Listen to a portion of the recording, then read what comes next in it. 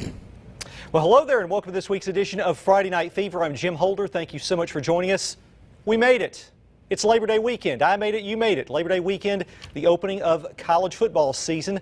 A preview of that later on in the show. But of course, there's plenty to talk about from week number 2 of high school football. Scores going on our ticker, and they can also be found at WTVA.com. Nice weather tonight, no delays, anything like that. So a lot of finals, a few are still rolling in, but plenty of finals at WTVA.com.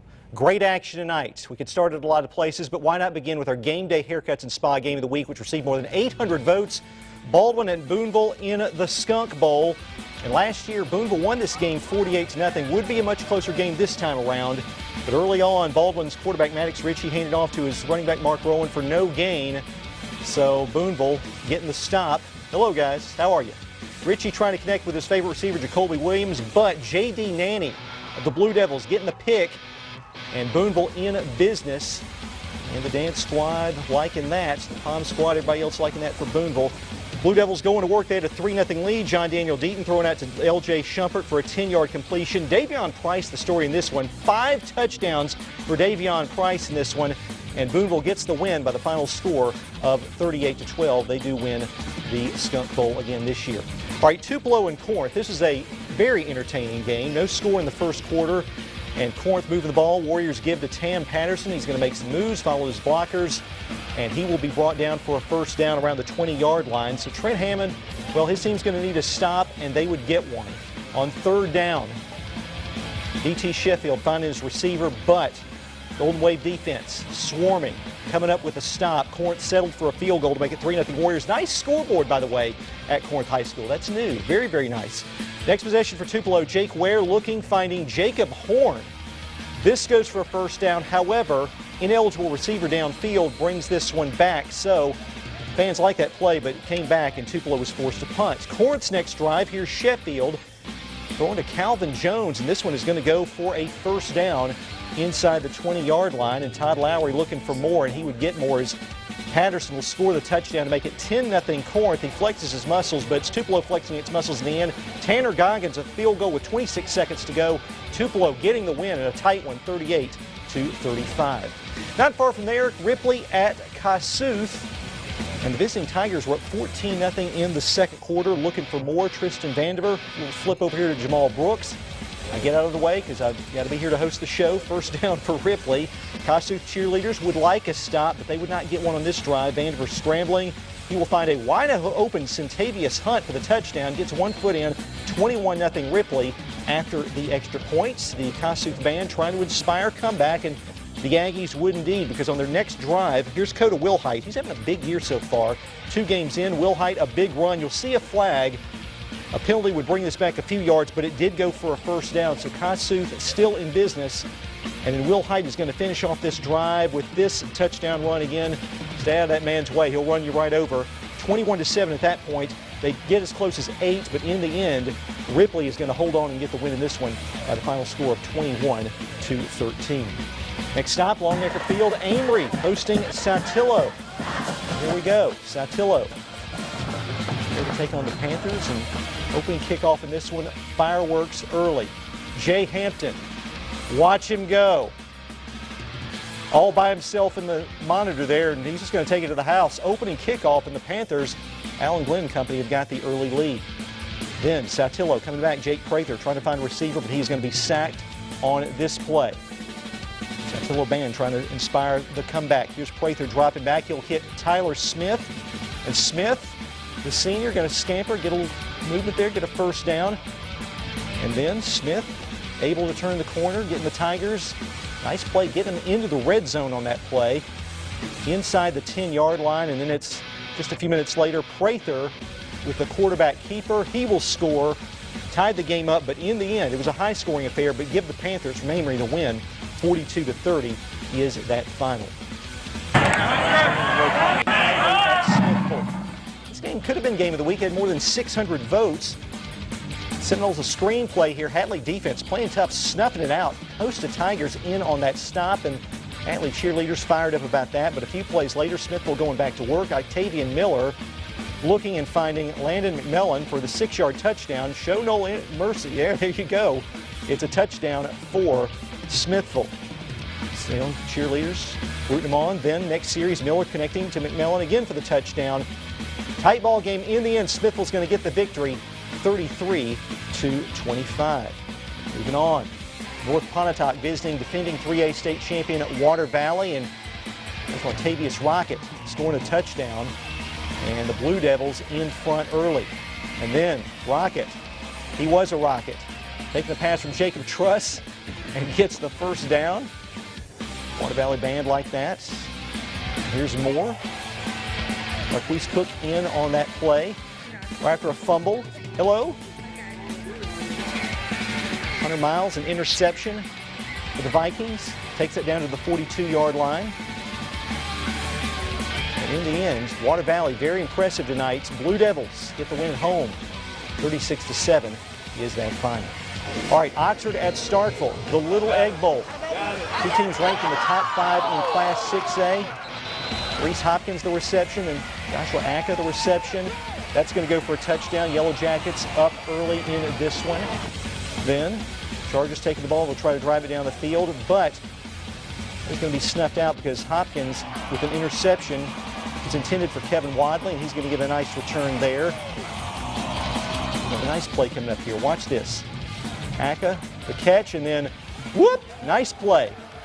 He'll go down and finally brought down inside Oxford territory. Chargers, though, answering. John Meager, tough quarterback. Watch him run the football. He'll be brought down deep in Starkville territory. That led to a touchdown. But in the end, Starkville's going to get the win with this one. They win this rivalry game for the 6th straight year. 45-17 is that final. Moving on to the Boneyard, Calhoun City hosting Houston. This was another Game of the Week nominee. Had about 350 votes. This could have been a Game of the Week for sure. And early on, Red Parker throwing it long, was receiver. Intercepted, though, by Calhoun City. So the Wildcats are in business at home. Next play, though, little dropsies here. Wildcats fumble the ball. Houston recovers, runs it in for a touchdown, but it was called back by the refs. So Houston does get the ball at the 15-yard line, and here's Parker doing big things for Houston, scoring the touchdown, and the Hilltoppers are on top early. Houston will go for 2, and Parker is going to get it to go. 8-0 Houston early on. Hilltoppers win on the short road trip tonight, 32-7. Short road trip on Highway 8, 32-7 is that final. All right, every week we ask you to vote on Instagram for our Friday Night Fever Band and Cheerleaders of the Week. You do that every week. We appreciate that so much. A tight vote as always. This week's winner is Boonville. We will hear from the Blue Devil Band in just a minute. But first, the Boonville Cheerleaders take us to the break.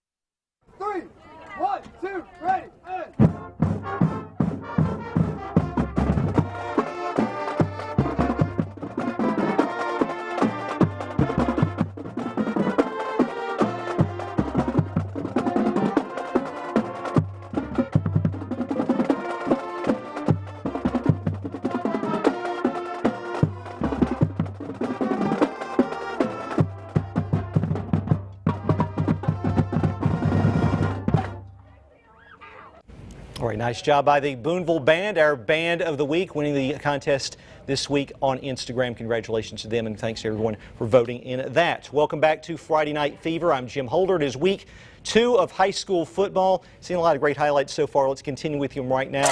Myrtle at Nettleton. Yes, get fired up. Yes, get fired up. Nettleton trying to start 2-0 after the win over Bruce last week. Myrtle looking for its first win, second quarter. Graham Gardner can't find anyone. Says, you know what, I'll just take it myself, and he'll get a nice gain out of that. Later in the quarter, well, here's Morville with the football. Dawson Phillips just tossing one up on 3rd down. And nearly intercepted. Tried to find his receiver, not quite though. Next drive for Nettleton. Gardner dropping back, but he's going to be sacked by Talon Bland.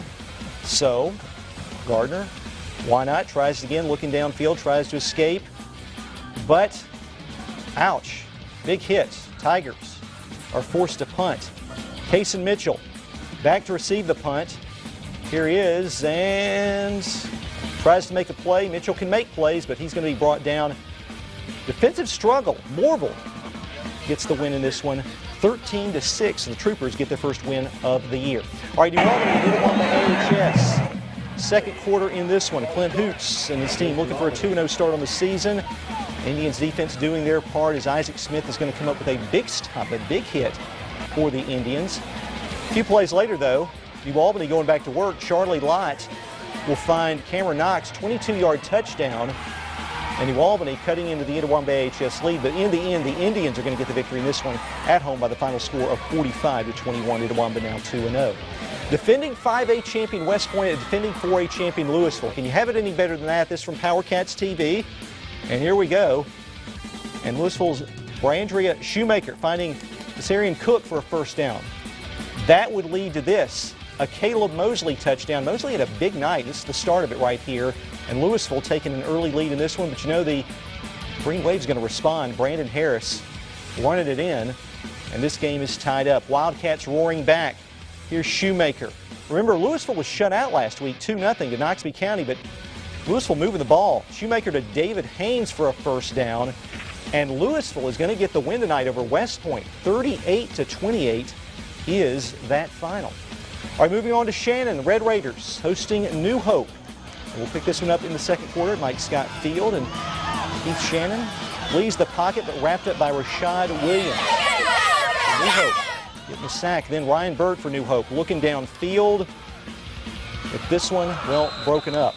So with under a minute to go in the first half, Talon Doss back to receive the punt.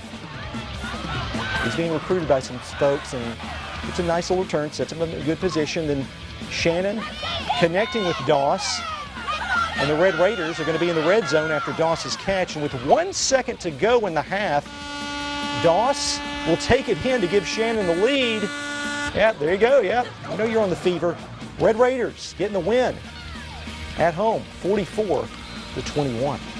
All right, Myrtle High School began the Jeremy Smithy era last week with a win at Baldwin. Tonight, the Hawks, a little shorter trip, a very short trip over to East Union, where Smithy was once an assistant. It was moved to East Union earlier this week. We'll show you highlights, originally scheduled for B&A Bank Park in New Albany. Highlights between Myrtle and East Union. Here they come. Urchins trying to get the win in this one. And Hawks taking the field as well. And here we go, Ty Walton looking for his receiver, Casey Cato. And Cato, the touchdown. Urchins up 6-0. PAT was good to make it 7-0. The Urchin cheerleaders fired up. Why not? Myrtle, though, trying to mount a comeback. Jackson Mayer handing off to A.I. Nugent. And Nugent so fast we can't see him. Where he is. Nugent will score the touchdown. Extra point was no good. That cut it to 20-13. But in the end, it's going to be East Union getting the victory in this county rivalry. 61-19 is that final. Speaking of county rivalries, we go back to Calhoun County. It's Bruce at Vardaman. And the Trojans have possession. And Moore here scrambling and going to go out of bounds. And then Bruce's Connor McCormick keeping the same energy. So he will get down to the 3-yard line. He's wearing the white jerseys. And then Moore from the Trojans. 3rd and goal. Going to be a touchdown for Bruce.